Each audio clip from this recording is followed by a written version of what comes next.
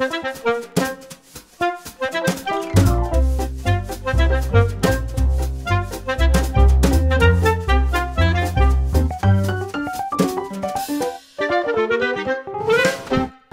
à tous et merci de nous rejoindre pour une nouvelle randonnée urbaine aux couleurs parisiennes.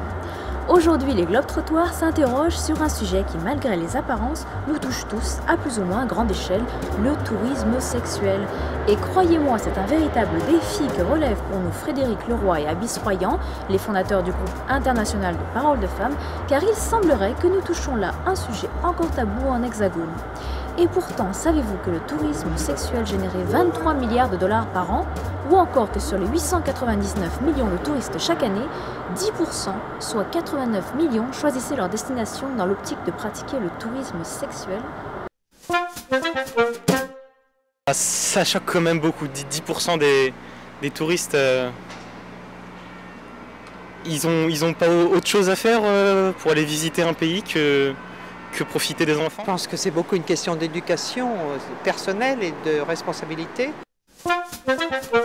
Ça dépend des domaines en fait, le droit des enfants, et ça dépend des pays aussi.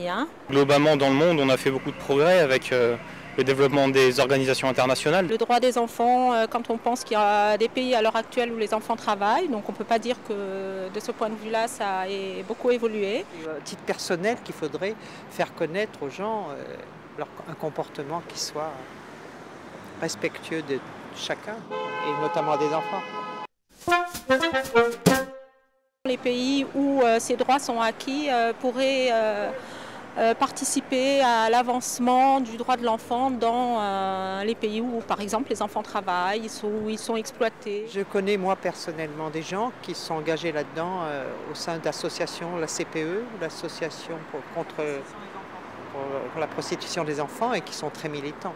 Comme vous avez pu le constater dans ce reportage, le tourisme sexuel impliquant les enfants est un véritable fléau.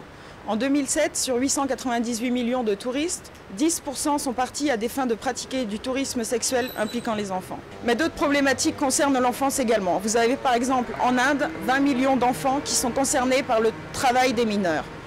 L'Inde est pourtant un pays qui a ratifié la CIDE, la Convention internationale des droits de l'enfant.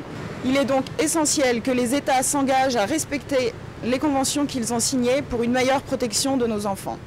Pour plus d'informations sur nos actions, vous pouvez nous contacter via notre site internet sur www.ong-gipf.com.